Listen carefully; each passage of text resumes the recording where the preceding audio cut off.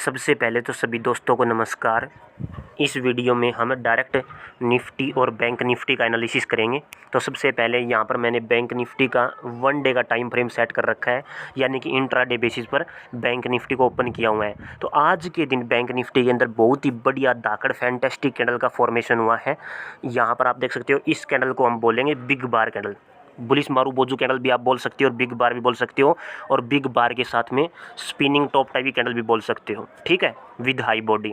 Closing की अगर बात करें तो 50,157 के लेवल पर काफ़ी धाकड़, काफ़ी पॉजिटिव क्लोजिंग हुई है।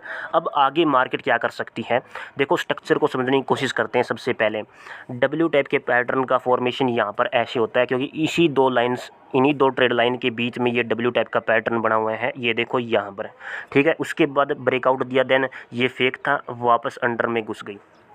उसके बाद रियल ब्रेकआउट हो गया। ठीक है, अब मार्केट में यहाँ से मोमेंटम की तरफ मोमेंटम रहेगा और यहाँ तक का मोमेंटम यहाँ पर बैठ रहा है।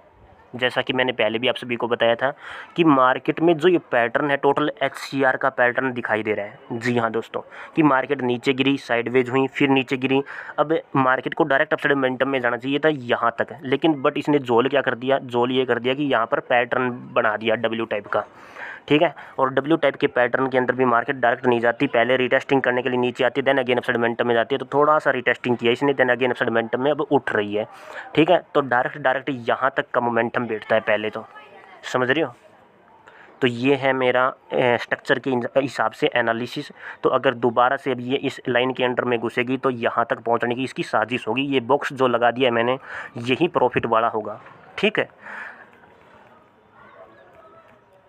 समझ रहे हो। तो ये बॉक्स प्रॉफिट वाला होगा। यहाँ पर हम ऊपर की तरफ, सी साइड की तरफ ट्रेड के बारे में सोच सकते हैं। अब बात करते हैं कि कल मैंने आप सभी को क्या बताया था। चलिए 15 मिनट के टाइम फ्रेम में चलते हैं। कल एक ही बात बोली थी कि बिग मूव आने वाला है। क्यों बोला था मैंने, इसका रीज़न था ट्रायंगल शेप पैटर्न। सभी को बताया था कि ट्रायंगल शेप पैटर्न बना हुआ है ऐसे करके ऐसे। ठीक है, तो इसका नीचे की तरफ अगर मोमेंटम आ जाता तो ऐसे करके नीचे करके ऐसे उल्टा एन टाइप का पैटर्न बन जाता। ओके, इसने ब्रेकआउट कहाँ पर दिया, ऊपर की तरफ ब्रेकआउट दिया। तो फिर मैंने बताया था कि सुल्टा एन बनेगा ऐसे करके ऐसे। तो ये वैसा ही बना हुआ है, आप चेक कर सकते हो एक बार कि ब्रेकआउट आया, देन अगेन नीचे आई, फिर अपसाइड मोमेंटम में भाग गई। तो ये टोटल एन टाइप का पैटर्न बना हुआ है। ना यकीन आए किसी व्यक्ति विशेष को, पिछली वीडियो जा करके देख सकते हो, यूट्यूब चैनल पर पड़ी हुई है। ठीक है, यही बताया था। और ये जो पैटर्न जब भी बनता है प्रॉफिट वाला बनता है, मेरे को प्रॉफिट बनता ही बनता है जब ये पैटर्न बन जाएगा।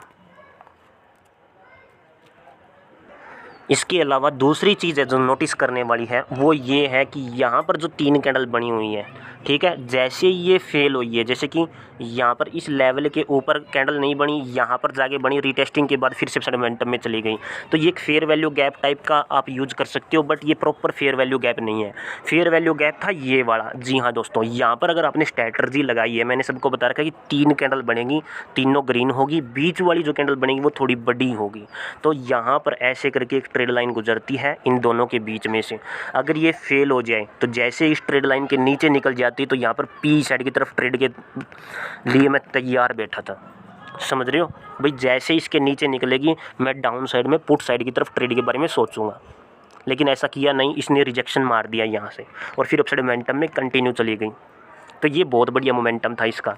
ठीक है, और उसके बाद अगर ये चीज़ भी नोटिस करने की कोशिश कर दो कि यहाँ पर भी एक ट्रायंगल शेप पैटर्न है कुछ ऐसे करके, तो पहला मूव फेक, देन रिवर्सल, फिर वापस डाउन साइड की डायरेक्शन में। तो यहाँ पर भी एक छोटा सा एन टाइप का पैटर्न डिज़ाइन हो रहा है, ऐसे करके ऐसे करके ऐसे। समझ रहे हो, तो it's called triangle shape pattern. इसके अलावा फेयर वैल्यू गैप के बारे में आपको पीछे थोड़ा दिखा देता हूँ कि कहाँ पर ये लगा था। यहाँ पर फेयर वैल्यू गैप नहीं है, बहुत बड़ी तरीके से काम करता है फेयर वैल्यू गैप। अब ये देखो आप, it's called a fair value gap. ये 3 कैंडल ग्रीन है और तीनों ग्रीन कैंडल के अंदर बीच वाली कैंडल थोड़ी बड़ी बनी हुई है। तो इसका मतलब है कि यहाँ पर मैं एक ट्रेड लाइन ऐसे गुजारूंगा, जैसे ये फेल होगी तो मेरा डाउन साइड की पुट साइड की तरफ का मोमेंटम था 49,000 से लेकर के लगभग यहाँ तक 200-250 पॉइंटों का मोमेंटम था डाउन साइड में पुट साइड की तरफ। तो ऐसे प्रॉफिट बनाया जाता है।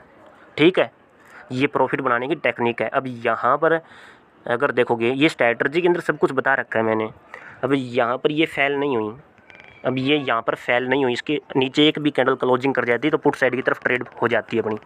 नहीं हुई, इसमें इसने रिजेक्शन मार दिया, तो जैसे रिजेक्शन मारा तो ये वाली डिमांड और ये वाली डिमांड बढ़ जाती है, बराबर हो जाती है। तब यहाँ पर हम ऊपर की तरफ सी साइड की तरफ ट्रेड लेते हैं। तो ये स्ट्रैटेजी मैंने समझाई है जस्ट ओनली आपको, ठीक है। अब आगे एज ए ट्रेडर कौन कौन से इंपॉर्टेंट लेवल हमारे लिए रहेंगे तो वो आप नोट कर सकते हो। यहाँ पर मार्केट कंटिन्यू अपवर्ड डायरेक्शन में है और ऊपर की तरफ जो लेवल बैठेंगे वो होंगे यहाँ पर, देखो आप यहाँ पर मार्केट में ओपनिंग के साथ में थोड़ा मोटा गिरावट का सीन दिख रहा है, क्योंकि यहाँ पर बिग बार टाइप की कैंडल बनी हुई है। तो हो सकता है कि रीटेस्टिंग करने के लिए पहले नीचे आई, पहले इसकी 50% तक, देन 100% तक। अगर इस लेवल के नीचे निकलती है तब हम पी साइड की तरफ ट्रेड के बारे में सोच सकते हैं, ठीक है। तो यहाँ पर जो लेवल बैठने वाला है वो लगभग ये वाला लेवल रहेगा, ठीक है। इस लेवल के बाद अगला जो टारगेट रहेगा बैंक निफ्टी के लिए वो ये वाला रहेगा और उसके बाद ये वाला डायरेक्ट लेवल रहेगा, ठीक है। इसके अलावा दोस्तों अगर अपसाइड मोमेंटम की तरफ बात करें तो जैसे इस लेवल को क्रॉस करती है तो ऊपर की तरफ डायरेक्ट लगभग 50,425 के आसपास का लेवल बैठेगा। जी हाँ दोस्तों, ये आप लेवल नोट कर सकते हो स्पेशली बैंक निफ्टी के लिए। अभी हाल फिलहाल जो मार्केट कर रही है, अब ध्यान से देखो कि सेलिंग प्रेशर कम ज़्यादा था, फिर और कम हो गया, अब यहाँ पर थोड़ा और कम हो रहा है। अगर थोड़ा ज़्यादा आ गया तो यहाँ पर फिर सेलिंग प्रेशर हावी हो जाएगा, समझ रहे हो। बाकी पैटर्न के हिसाब से मैंने मोमेंटम आपको बता दिया कि कैसे क्या हो रहा है सीन, ठीक है। 5 मिनट के टाइम फ्रेम में एक बार इस पैटर्न को समझने की कोशिश करते हैं। यहाँ पर एक छोटा सा क्या है, फेयर वैल्यू गैप बैठा हुआ है, ये देखो, it's called a fair value gap. तो जैसे ही यहाँ पर इस लेवल के नीचे निकलती है, लगभग ये लेवल यहाँ पर भी टेक सकते हो आप 5 मिनट के टाइम फ्रेम में, 49,984 के लेवल के नीचे निकलती है, एक कैंडल भी क्लोजिंग करती है, तो यहाँ पर हम डाउन साइड में पी साइड की तरफ एक स्कैल्पिंग कर सकते हैं, स्कैल्पिंग के बारे में सोच सकते हैं। और अगर इसके अंडर में आकर के, इन दोनों ट्रेड लाइन्स के अंडर में आकर के रिजेक्शन मार देती है अपसाइड मोमेंटम में, तो जैसे इस ट्रेड लाइन से ऊपर निकलेगी हम सी साइड की तरफ ट्रेड लेंगे। वो तब लेंगे जब रिजेक्शन मारेगी, समझ रहे हो, इस लेवल के ऊपर रिजेक्शन मारे तब हम ऊपर की तरफ ट्रेड लेंगे, जो कि 50,150 105 के आसपास पड़ेगा।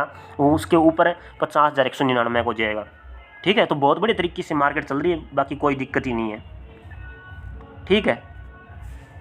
तो यहाँ पर मैंने बैंक निफ्टी के बारे में आपको बता दिया प्रॉपर अच्छे तरीके से। 15 मिनट के टाइम फ्रेम में, 1 डे के टाइम फ्रेम में स्ट्रक्चर क्या बोल रहा है, और 5 मिनट के टाइम फ्रेम में एफवीजी बनी हुई है। तो ये मैंने स्ट्रैटेजी आपको बता दी है। बात करते हैं निफ्टी के बारे में कि निफ्टी का क्या मामला है।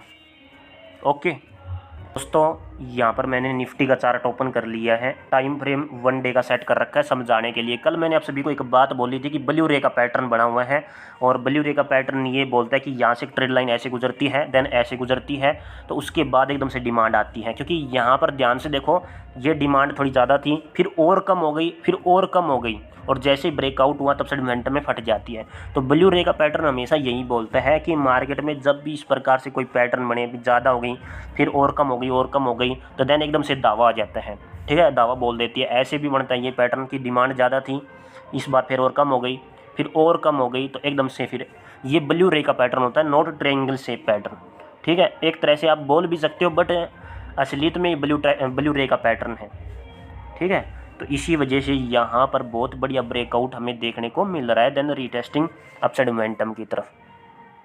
ओके, अब अपसाइड मोमेंटम में कहाँ तक जा सकती है और कहाँ तक यहाँ पर डाउन साइड की तरफ है मोमेंटम हम देख सकते हैं। तो सबसे पहले देखो इस कैंडल को, ये एक हैमर कैंडल बनी हुई है। हैमर मार्केट को उठाता भी है, हैमर मार्केट को गिराता भी है। हैमर पर विश्वास नहीं किया जा सकता, बट इसके साथ में कोई ऐसी कैंडल हो जो कि पॉजिटिविटी की तरफ इशारा करे, ऐसा भी नहीं होता मार्केट के अंदर। वो हैंगिंग मैन के साथ में होता है कि अगर हैंगिंग मैन के साथ में बुलिश मारू बोझू आ जाए तब मार्केट को ऊपर की तरफ ले जाता है। अगर अकेला हैंगिंग मैन आ रहा है तो भरोसा नहीं किया जा सकता भाई। तो बस इतना ही है कि इस पर भरोसा नहीं किया जा सकता। इसमें सेंटीमेंट पॉजिटिविटी की तरफ इशारा कर रहे हैं, और एट ए टाइम ये इंपॉर्टेंट 24,000 का लेवल बैठेगा। 23,739 के आसपास चल रही है, तो इसकी 50% एरिया तक, देन फिर 24,000 का लेवल बैठेगा।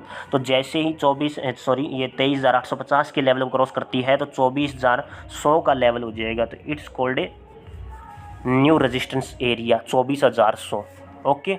और अगर इस लेवल के अंडर में जाकर के रिजेक्शन मार दे तो डायरेक्ट 23,800 के नीचे फिर हम पी साइड की तरफ ट्रेड के बारे में सोचेंगे और पहला टारगेट हो जाएगा यहाँ पर 23,600 का, यानी कि 200 पॉइंट के आसपास का मोमेंटम हमें यहाँ पर देखने को मिल जाएगा।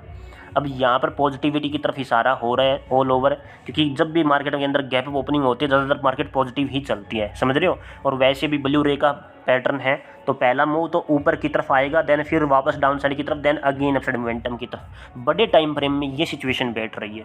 ओके, अब बात करते हैं 15 मिनट के टाइम फ्रेम में। तो यहाँ पर 15 मिनट के टाइम फ्रेम में आप देख सकते हो, यहाँ पर भी ट्रायंगल शेप पैटर्न के बारे में आप सभी को बताया था, अगर आपको याद हो तो, कि भाई मार्केट में यहाँ पर अगर देखोगे तो ऐसे करके एक ट्रायंगल शेप पैटर्न बन रहा है। मार्केट नीचे गई, फिर अपसाइड मोमेंटम में, फिर नीचे, फिर ऐसे करके एकदम से ब्रेकआउट आता है, बिग मूव आता है, फिर वापस नीचे, देन अगेन ऐसे करके चलती है मार्केट। अगर नीचे की तरफ मोमेंटम आता तो फिर ऐसे करके ऐसे हो जाती, समझ रहे हो। तो यहाँ पर अगर ट्रेड ली जाती है तो पहला मूव तो जाने दो, हाथ से छूट रहा है छूटने दो, कोई दिक्कत नहीं। ऊपर से हम पी साइड की तरफ ट्रेड लेते हैं और फिर नीचे के लेवल से हम सी साइड की तरफ ट्रेड लेते हैं। बाकी जो ज़्यादातर मोमेंटम अगर ऊपर की तरफ आता है तो सी साइड की तरफ ही मोमेंटम आ जाता है, मतलब मोमेंटम ऊपर की तरफ मिलता है। ये देखो कितना दाकड़ मोमेंटम आया है। इस लेवल में ये मोमेंटम हमारे हाथ से छूट गया, लेकिन ये भी छूट गया मान के चलो, लेकिन हमें ये तो पता था कि यहाँ पर एक एन टाइप का पैटर्न बनेगा, तो ये सी साइड की तरफ मोमेंटम था, ठीक है। और इसके अलावा अगर यहाँ पर देखें तो ये एक लेवल बैठ रहा है ऐसे करके। बाकी इसकी कोई कंडीशन नहीं है, क्योंकि यहाँ पर कोई फेयर वैल्यू गैप नहीं है, ठीक है। अपसाइड मोमेंटम की तरफ मार्केट गई हुई है। तो हाल फिलहाल कल के दिन अगर मार्केट 23,600 के नीचे यहाँ पर डाउन साइड की तरफ निकलती है, तब भी हम पी साइड की तरफ ट्रेड के बारे में सोच सकते हैं। ओके, और ऊपर से क्या बना हुआ है, एक इवनिंग स्टार टाइप की कैंडल बनी हुई है। इसका सिंपल लॉजिक क्या है, ये मॉर्निंग स्टार हो गया, ये इवनिंग स्टार हो गया, नीचे की तरफ खिसका देती है। क्योंकि इतनी बड़ी बड़ी कैंडल्स बनी हुई हैं तो कम से कम 50% एरिया तक तो ये रिट्रेसमेंट करनी चाहिए, ठीक है। ओपनिंग के साथ में बस इस लेवल के ऊपर निकलती है अगर मार्केट है, ठीक है। अगर ऊपर शूटिंग स्टार फिर से नहीं आता है तो यहाँ पर डाउन साइड की तरफ मोमेंटम हो जाएगा फिर से। और वैसे भी यहाँ पर पी साइड की तरफ मोमेंटम बैठा हुआ है, वो जस्ट 50% तक, ठीक है। और 23,800 से ऊपर जाने पर ये मैंने बता ही दिया आप सभी को कि यहाँ पर जो लेवल बैठेगा ऊपर की तरफ 23,800 के आसपास का, इस लेवल के ऊपर हम फिर से सी साइड की तरफ मोमेंटम कैप्चर कर सकते हैं, ठीक है। इसके अलावा अगर इसके 15 मिनट के टाइम फ्रेम में थोड़ा पैटर्न को समझने की कोशिश करें तो ये सेलिंग प्रेशर था, उसके बाद डिमांड आई है। यहाँ पर फिर से सेलिंग प्रेशर होना चाहिए थोड़ा मोटा, इतना ही जितना कि पहले आ चुका है, ठीक है। ये डिमांड थी, उसके बाद डिमांड इतनी आनी चाहिए थी। ये देखो कितनी डिमांड है, टोटल यहाँ से लेकर के ये इतनी डिमांड है। उसके बाद सेलिंग प्रेशर उतनी डिमांड जितनी यहाँ पर है, उतनी डिमांड फिर ऊपर की तरफ है। ये देख सकते हो उतनी डिमांड है, बिल्कुल डिट्टो सेम टू सेम। मैं एक बार कैप्चर करा के दिखा देता हूँ आप सभी को। तो लगभग उतनी डिमांड आपको देखने को मिलेगी। यहाँ पर इस लेवल तक डिमांड आई है, देन फिर इस ट्रेड लाइन को उठा करके हम आगे की तरफ खिसका देते हैं। तो ये देखो इसी लेवल पर जाने के बाद इसमें रिजेक्शन आया, इसका मतलब कि यहाँ से फिर अब डाउन फॉलिंग 50% एरिया तक, ठीक है। तो ये सीन था, स्ट्रक्चर ये था, मैंने आपको बता दिया, समझा दिया, इंपॉर्टेंट लेवल्स आपको बता दिए हैं, आप नोट कर लीजिएगा। और अभी निफ्टी, बैंक निफ्टी बहुत अच्छे मूड में चल रही है, अपसाइड मोमेंटम की तरफ तैयारी कर रही है। जी हाँ दोस्तों, ठीक है। तो आशा करता हूँ वीडियो आप सभी को पसंद आई होगी। जो भी दोस्त चैनल पर नए जुड़े हैं चैनल को अवश्य सब्सक्राइब करें, साथ में दोस्तों बेल आइकन को जरूर प्रेस करें ताकि आने वाली हर वीडियो का लेटेस्ट नोटिफिकेशन आपको तुरंत प्राप्त हो सके। और टेलीग्राम चैनल का लिंक आपको कमेंट बॉक्स के अंदर मिल जाएगा, तो वहाँ से आप टेलीग्राम चैनल को भी जरूर ज्वाइन कर सकते हैं। बहुत बहुत धन्यवाद। किसी भी व्यक्ति विशेष का कोई कमेंट है तो कमेंट सेक्शन में डाल सकते हैं। और कुछ भाई पूछ रहे थे कि कुछ स्टॉक्स का एनालिसिस कीजिए, तो स्टॉक्स का एनालिसिस वीडियोज़ के अंदर नहीं होगा, वो टेलीग्राम पर आपको देखने को मिल जाएगा, ठीक है। तो बहुत बहुत धन्यवाद। भारत माता की जय दोस्तों।